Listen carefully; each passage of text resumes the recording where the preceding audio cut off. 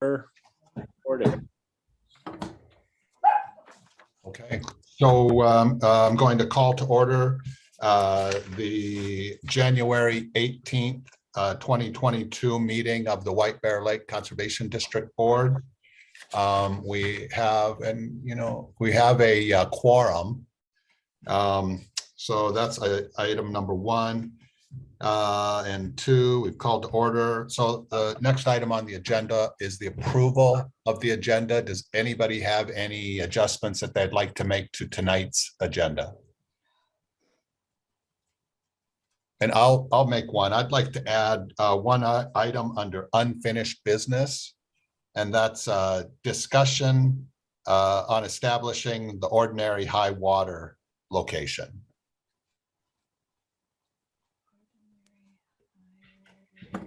But if nobody else has anything, then I will make a motion to approve tonight's agenda. Second. We have a motion and a second to approve the agenda. Is there any discussion? Okay, I'll call the vote. Or Alan, actually, will you call the vote for us?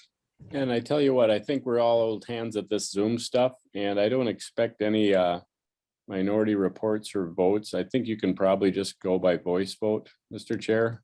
We did it obviously by polling last year, but I think you're fine just calling all ayes, and just the silent for the nays should be enough.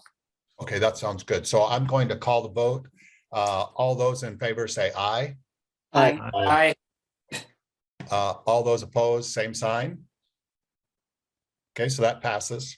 We have an agenda. Next item is approval of the November board meeting minutes. Are there any adjustments to those? Minor thing, I noticed treasurer's report didn't have a number in front of it. I'm sorry, say that again. Treasurer's report item, like somewhere down 11 or 12, doesn't have a number in front of it. And Diana's out of town?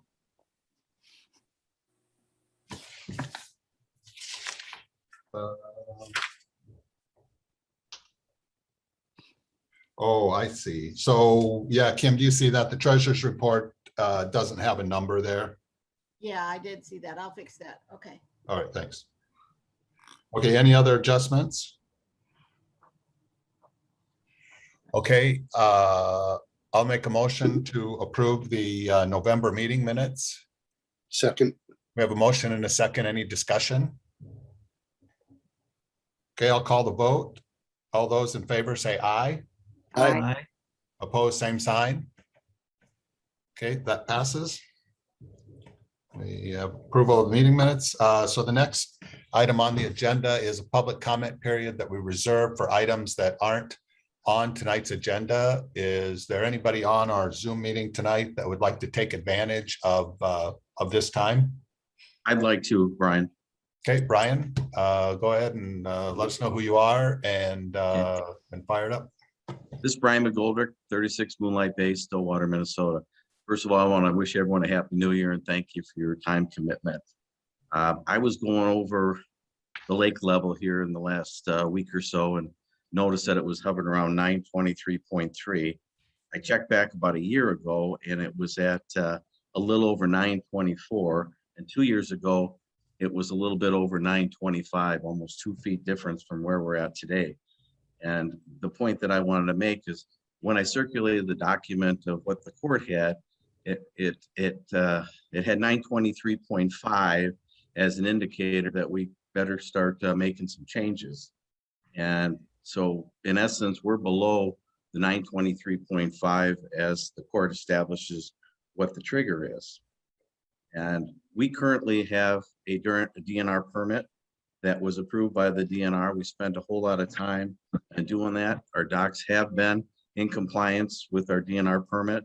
The DNR permit, which you have on file, is very specific start date, specific end date. It has specific as to the lengths of the dock, and it also has specific as to the number of slips that you have. And I would hope that when you're going through the approval process, that you manage to the DNR permit. And that I wouldn't be the only one in the state of Minnesota where there's hundreds of marina permits that wasn't allowed to. And I also would like to comment on Brian's point that he made about establishing the OHW. Well, that's fairly well established, but when I worked with the DNR on establishing our permit, they keyed the phrase access to navigable water. And so that number, I believe, was 36 inches. And at that point, you could get a pontoon boat into a boat slip. And they also put on my permit, if the lake level gets down to 922, that we can extend our docks significantly further. Some of you remember the T in the dock. And as a final suggestion, on a couple different occasions, we've mentioned the 2005 study.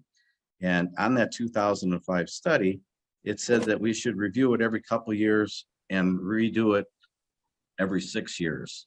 And perhaps now's the time that we should seek state or federal funding to determine what actually is the accessible water, not only for Commercial Bay, but I think that there's areas around the lake that clearly are more impacted by low water levels than other levels. We should maybe visit boat traffics, board boats. I think that they're, the water quality, invasive species. So I would hope that at some point the board would consider that. And I thank you very much for your time.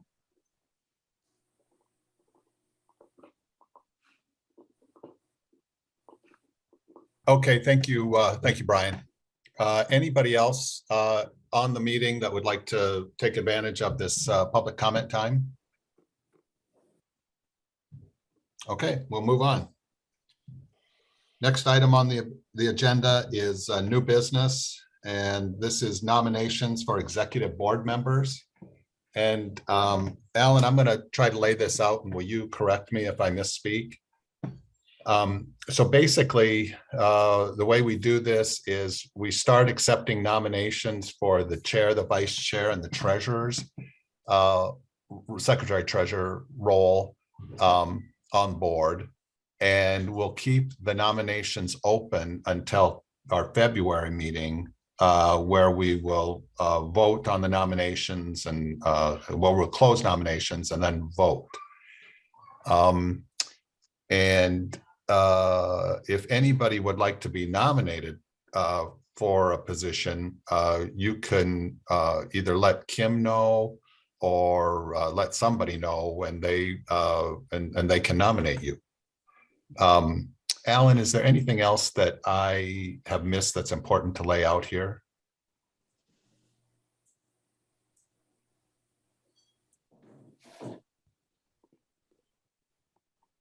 Okay. We maybe have lost Alan. Okay, well, I think that's it. So what I'm going to do is I'm going to open up the nominations for these positions. And would anybody like to make any nominations?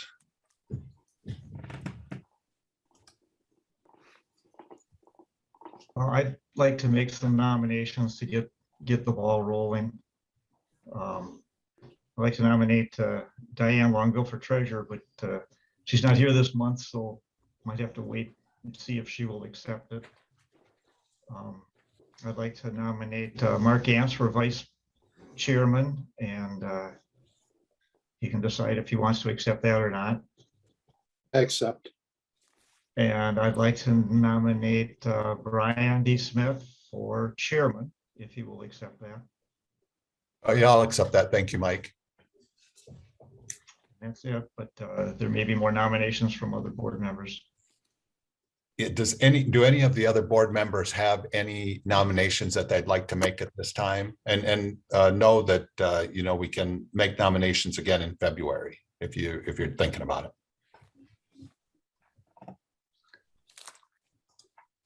Okay. And Brian, we just usually say if you're camera shy, just let Kim know between now and the next meeting if you've got someone to put forward. Right, so that's, yep, and I mentioned that earlier, Alan, just so you know.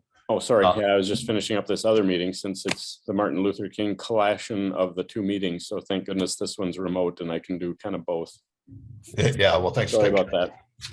Okay, so we have some nominations, and doesn't seem that anybody wants to make any further nominations at the moment. So we will leave the nominations open until our February meeting, and we will move on to unfinished business. The first item under unfinished business is the second reading of ordinance number 2021-03.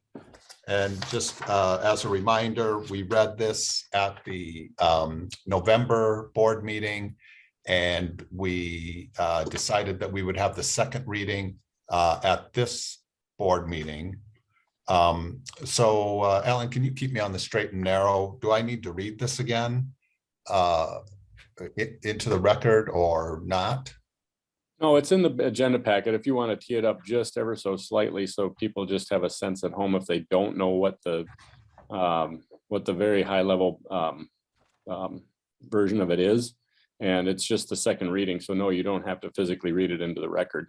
If there aren't any amendments, then you can just call for was this a public hearing? I can't remember what got noticed. Yes. Yeah, so you'll open the public hearing after you describe what it is, and assuming no comments, you close the public hearing, open it to the floor for debate amongst the members. Assuming no debate, entertain a motion to pass second reading, and then we publish it and it becomes your law. And Alan, I might have misspoke. I don't think we were in a public hearing. I think that was the meeting before that I'm thinking about. I think for this one, it was just ordinance changes. All right. If that's the case, then yeah, you just call for, well, tee it up, call for any discussion. Certainly, if someone has changes that they want to make, you can hold it over till next meeting. Assuming that that is not the case, you would entertain the vote to pass second reading of the language as is or as presented. Okay, so okay, that's all good. I just want to make sure I'm looking at the right thing. Okay, so basically this is the ordinance has to do well, it's to further an ordinance amending the district code to further define dock regulations on White Bear Lake. That's the intent. And generally what we did is we said that no dock shall be left in the waters beyond December 1st without its vertical supports and terminus being clearly marked with reflective tape or paint, visible to a distance of 100 feet to ensure their visibility to off-season winter users in the interest of public safety. That was the change to the ordinance. Does anybody have any thing they'd like to discuss regarding this ordinance change?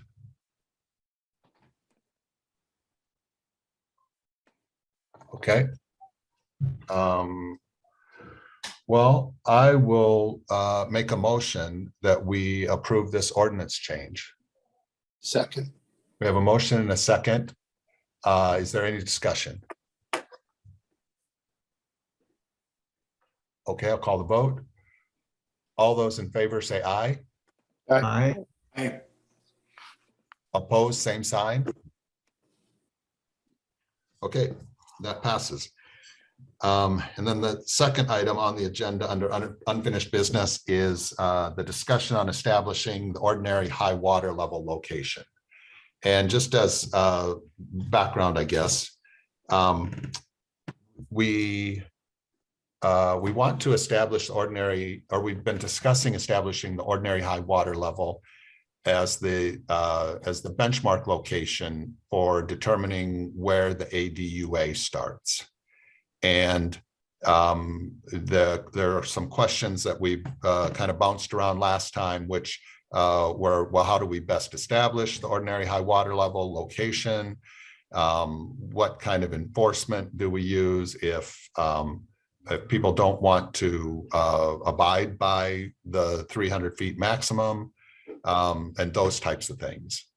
I think the low-hanging fruit is a discussion of how we would establish the ordinary high water level location. And I think where we're at is that both Tallies and the city of White Bear Lake are okay using the city of White Bear Lake survey crew to identify that location, that starting point along the shore there. And but I understand that Doc's White Bear Lake would prefer to use their own surveyor. So I wonder if the board needs to in some way identify what's acceptable to us as an outside, whether the city is acceptable to us to identify that location, or and if somebody does choose to use a third, let's say a third party, what qualifications would we want for that entity? So those are, that's kind of the background. Okay, this only applies to Commercial Bay, right? True. No, Oh, sorry, Mark. Thank you. Nope. Who else would it apply to, Mark? association docs. Okay. So would you go around to each association doc and mark it then? Would we do that? No, what has happened in the past, or it could be anybody, but if a neighbor, like if somebody were to go out way past their ADUA and say, well, I'm only going from shore, our rules is ordinary high water without any kind of amendment or, Qualification. thank you. In the past, what's happened is if there's some sort of squabble like that, you need to have a licensed surveyor for one, because they're going to put a marker on it with their license and they're not messing with their license. In my experience. And so what's happened in the past is we'd ask the property owner to have it surveyed if they refused. And then we would hire a surveyor to go out and do it. And then if they were in the wrong, we would charge them for the survey. For private use. And I suppose the situation, Mark, and you help me here, is that the majority of those association docs maybe don't extend out Yeah. anywhere near 300. No, I think the longest one is 150. Yeah, because I mean, we don't want each association to have to pay for a surveyor, I guess. No, no. I want to make sure we're not saying that. Yep. And I think with regard to commercial, it's mainly because they're competing with each other. And, the reason we use ordinary high water too, just for a little background, is because the water level changes every year. Ordinary high water it's a one number.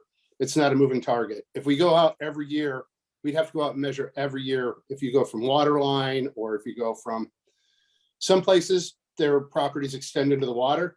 Some places their property actually stops at a certain point at the lake, at the ordinary high water. So there's all kinds of different deeds out there to deal with, but ordinary high water is one standard number, and it's pretty commonly used.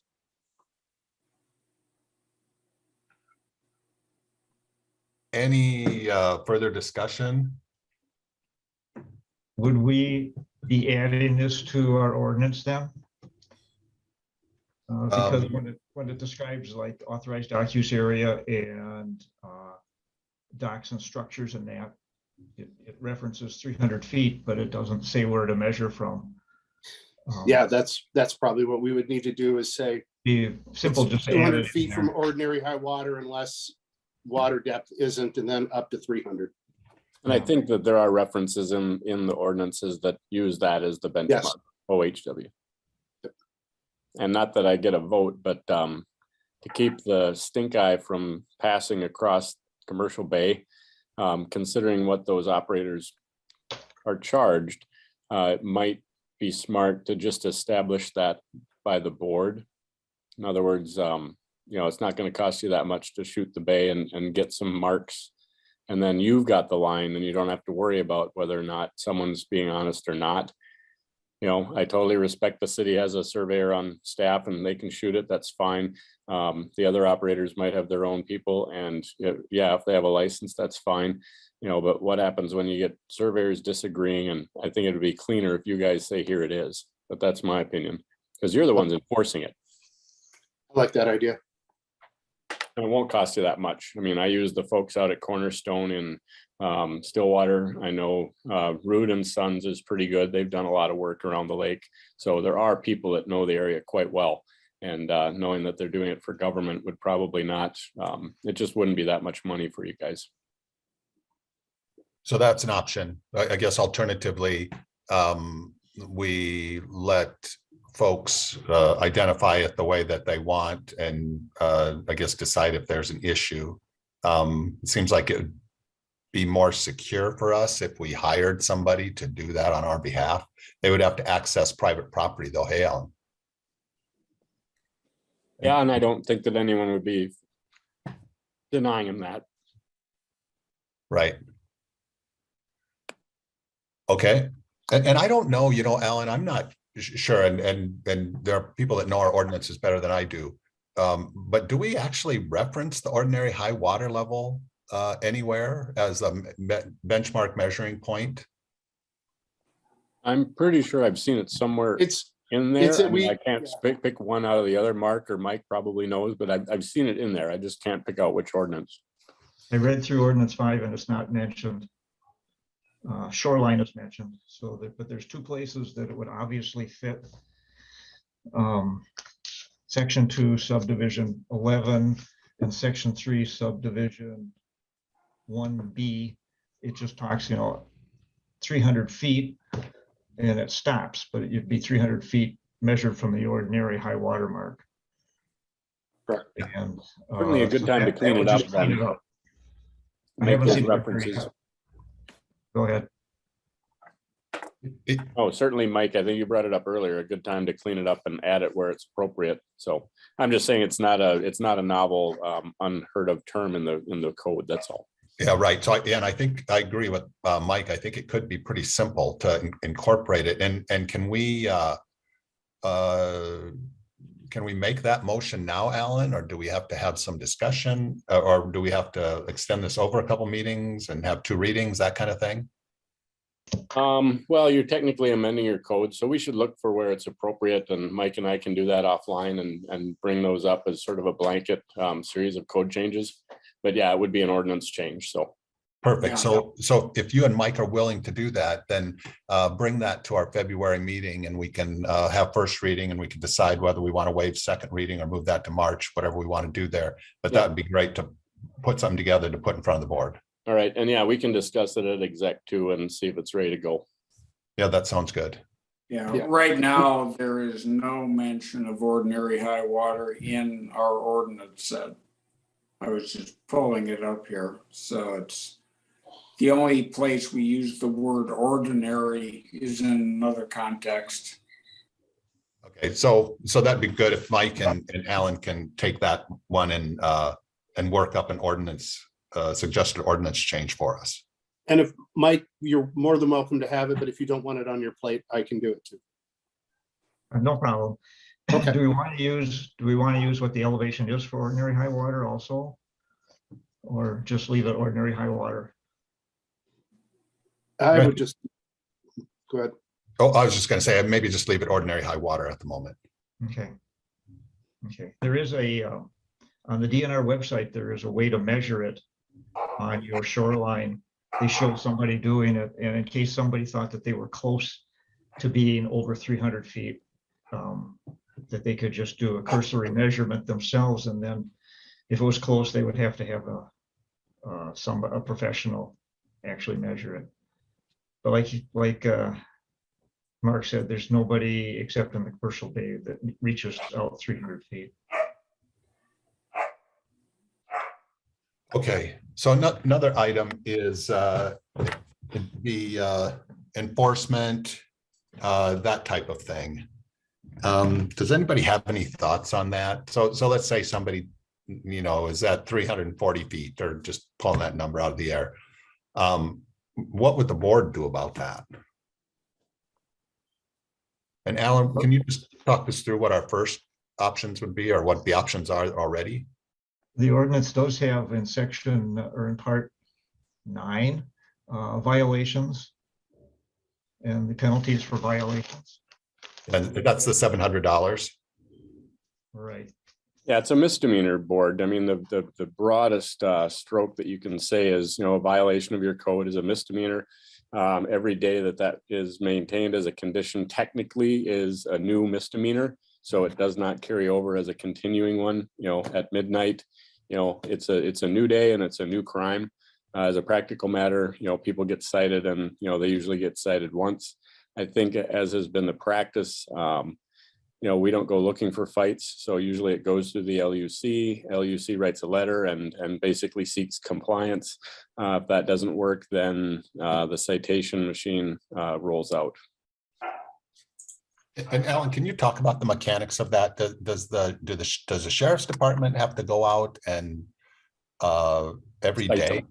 them. Well, if you want them to cite every day, they would have to go out and make an independent assessment each day to ensure that the condition is the same, and they would have the authority to just keep writing citations if you directed them to, but that is who actually can write your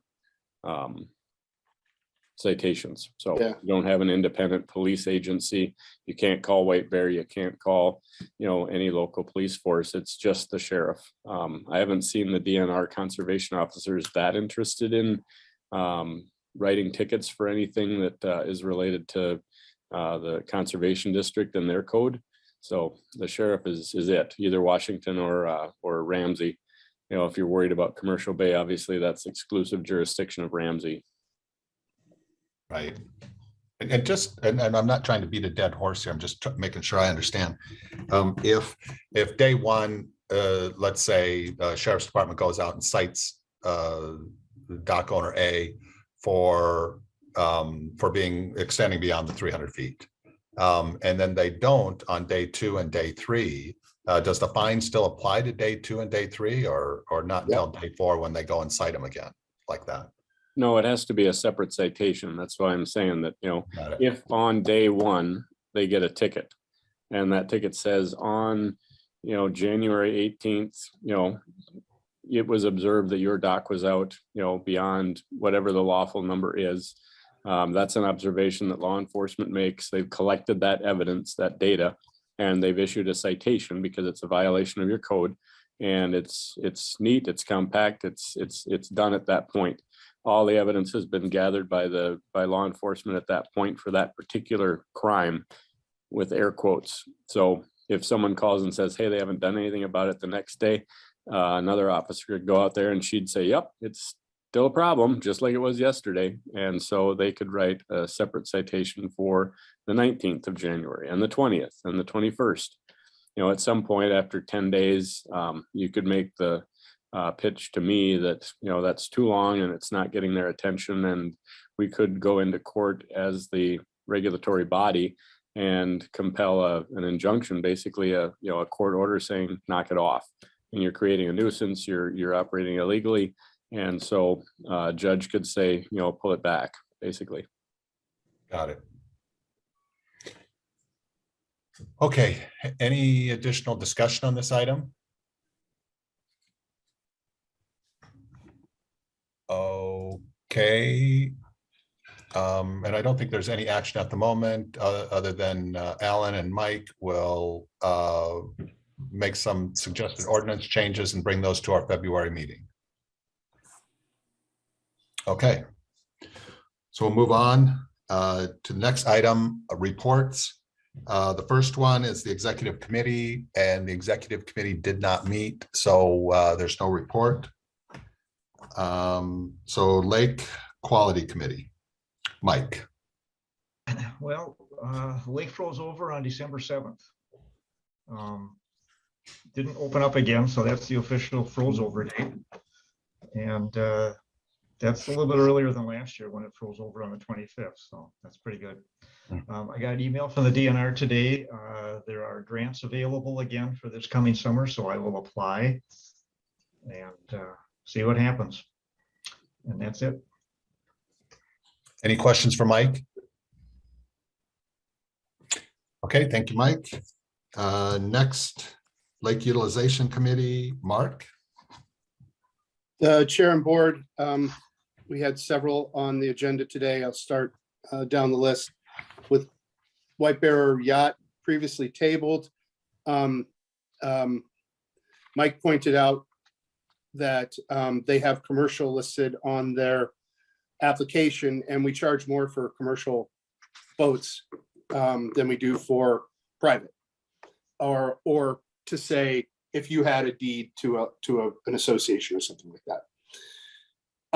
I talked to Chris at the yacht club, who unfortunately could not attend the meeting today, but he did say that he talked to their accountant. They are charging commercial rates. They are to members. They're not charging to the public, but they are charging their members up to $2,500 a slip, which I told him we would probably look at that as commercial.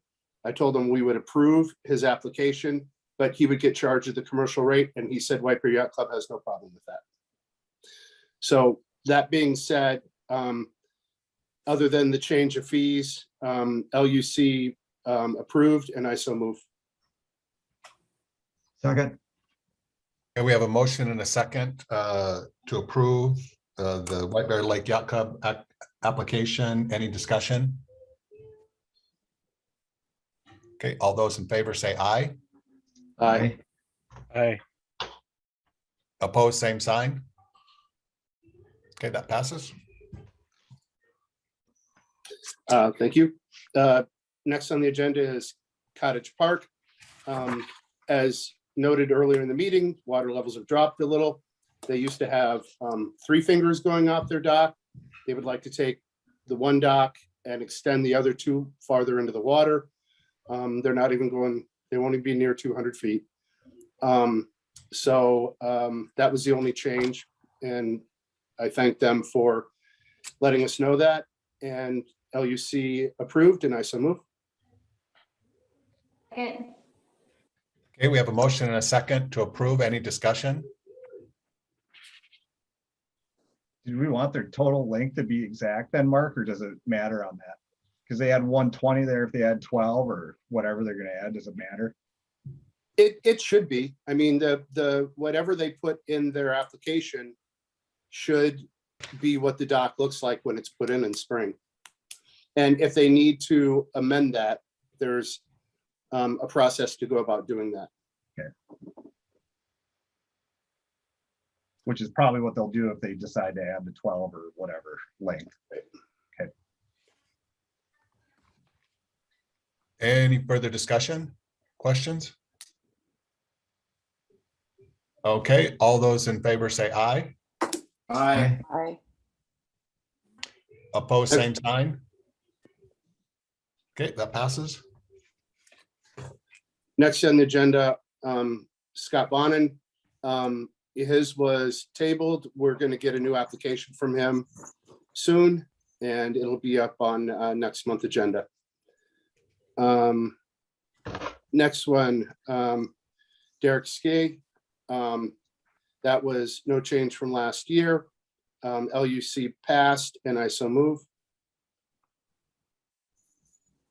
We have a motion and a second to approve. Any discussion? Okay, all those in favor say aye. Aye. Aye. Opposed, same sign. Okay, that passes.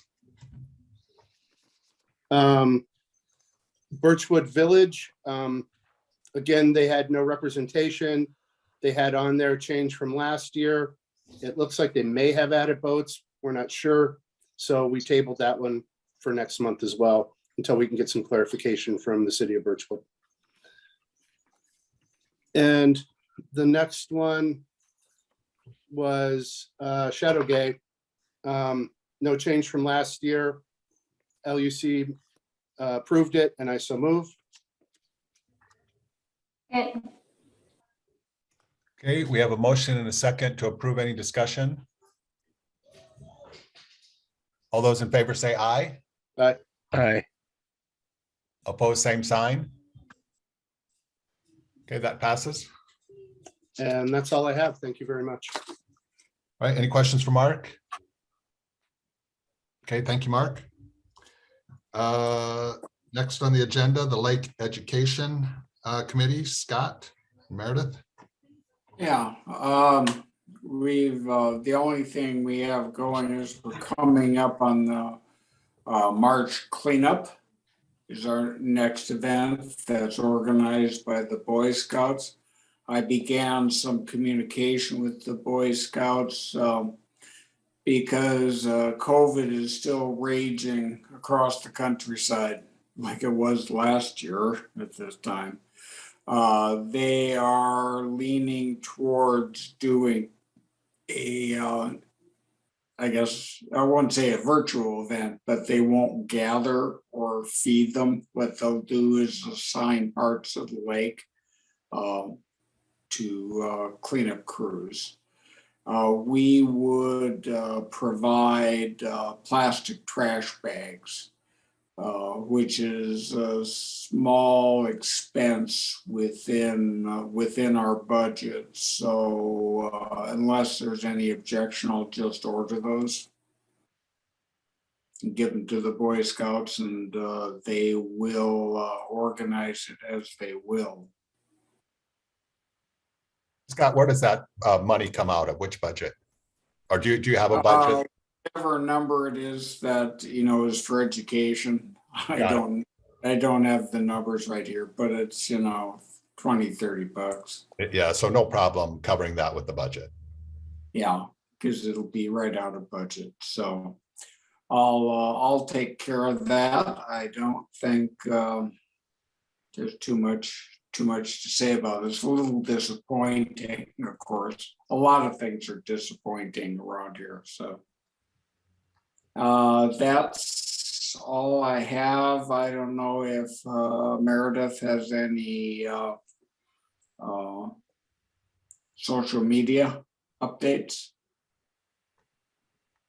Not too big of an update for you. We're still getting around 1,000 page views a week.